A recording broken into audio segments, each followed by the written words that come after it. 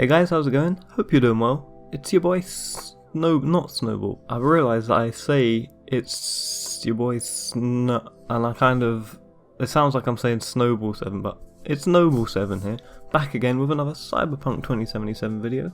And in this video I want to talk about the illusion of choice and whether we will have it or whether it will be in Cyberpunk 2077. If you don't know what the illusion of choice is, it's pretty much this thing where we are tricked into believing that we have made a choice or that we have a choice, when in reality we don't have a choice. And using the example in video games, it's when you're presented with multiple different options on how to do something, maybe a dialogue option or just a gameplay path that you can choose, but eventually it all ends up with the same exact result. Now, for example, there's a bit in The Walking Dead Part 2, I think it is, where you play as Clementine, where you encounter this dog and you spend a bit of time just looking around this camp. Then eventually you find some food. You open the food and there's 4 different options that you can choose from. And when I was playing it the first time, I chose the option to give the dog the food. The events transpired and the dog died, and I was like, oh damn, I don't want that to happen. So I googled, how do you save the dog? Because there were 4 dialogue options, so I was like, which one saves the dog? Because I wanted to save the dog. And it turned out that you couldn't save the dog. So that's the illusion of choice, where you think that because you picked that one option, the dog died, but the same thing happens whichever option you pick. So it's an illusion. You don't have a choice. But by picking one of 4 options, your brain thinks that it made a choice, which resulted in the outcome. Now, in Cyberpunk 2077, obviously, I'm not sure if this is a thing. It probably will be at some points, but maybe it won't be at other points.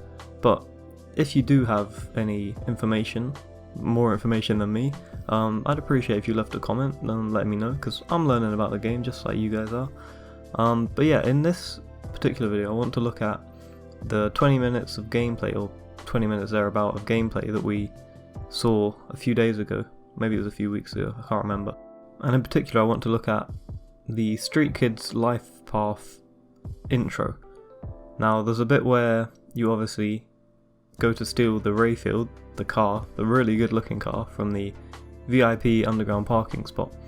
And obviously you get in, put the thing on the dash, everything starts up, and then Jackie tries to rob you of the car. And now what's interesting here is it pops up with 2 options, and it's a timed, not quick time event, but it's a timed event that you have to pick one of these within the time limit. Now, I'm not too sure, because in most games that have dialogue options like this, when it counts down from, in this case it counts down from 5, even though it's a bit strange because the counter starts at 0 seconds, but it only goes to 4 seconds once it gets there, obviously. So I thought it would start with 5, 4, 3, 2, 1, but it just starts 0, 4, 3, 2, 1.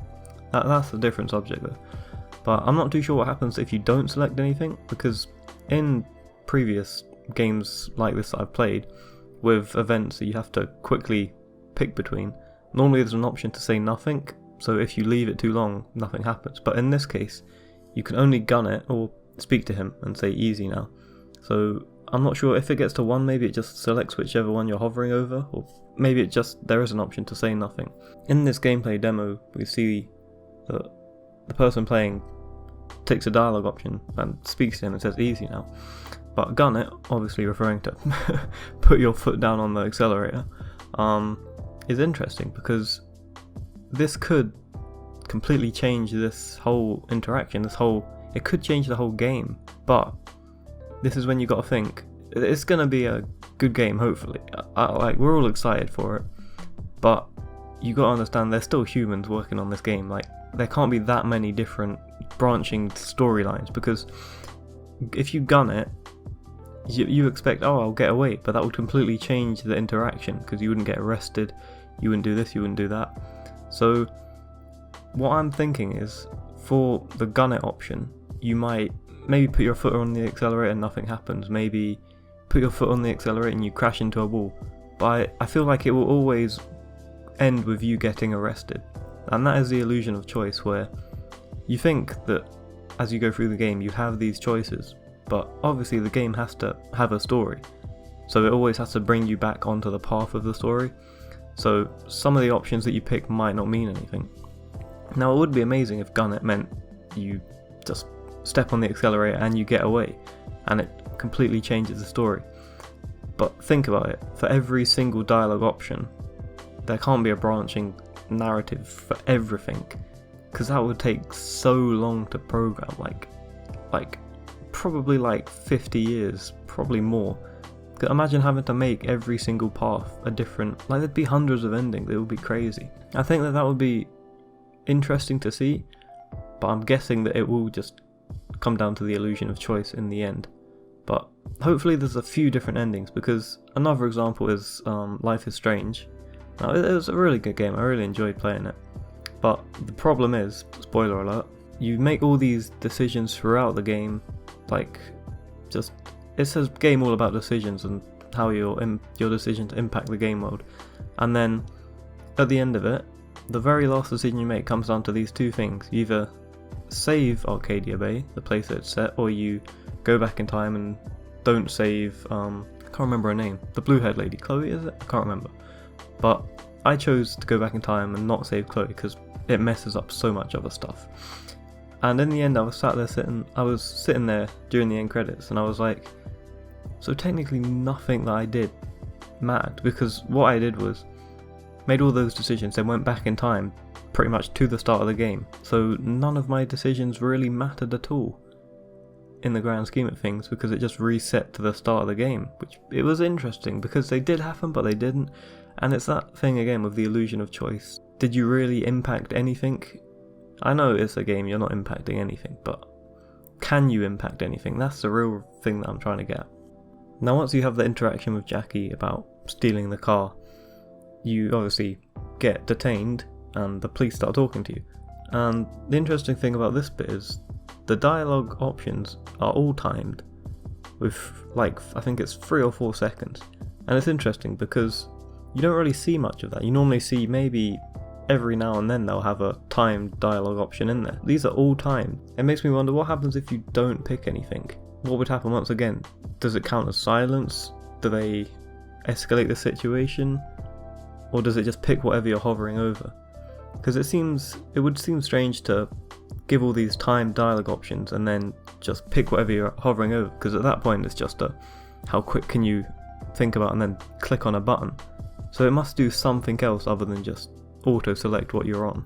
Now another interesting thing to do with the dialogue options in the game is that at some points throughout the gameplay you're not given dialogue options, you're just given dialogue, which seems a bit strange in a role-playing game like this. For example, when you're in the garage as the Nomad talking to the mechanic, you take over from the mechanic and hotwire the car, and then it pops up with one dialogue option. Not even an option, is it? Because you've only got one option to choose from. And the dialogue option is to say to the mechanic, did anyone ask your opinion? Now this seems a bit strange because the reply, did anyone ask your opinion, sounds a bit deep, a bit mean.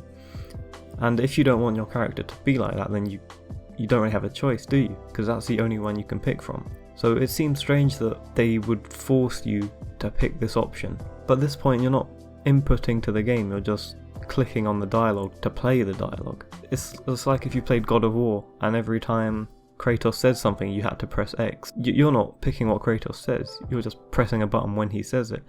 And that's almost how this feels like with only one dialogue option.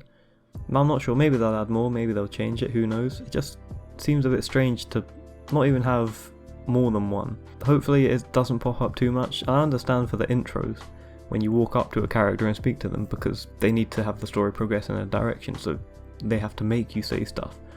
But for stuff like this, in the middle of a conversation, only having one option means that you don't have an option, so it takes away your choice. It doesn't even give you the illusion of choice. And I just quickly want to make the point that the illusion of choice, in my opinion, isn't a bad thing. When it's done right, it can make you feel like you've actually had a massive impact on the story. It's just when it's done wrong and when it's too obvious, it can take away from the enjoyment, because you realise that you don't have an impact on the story, and it can just feel like you're not part of the story, you're just clicking buttons at that point. So hopefully they can get the balance right.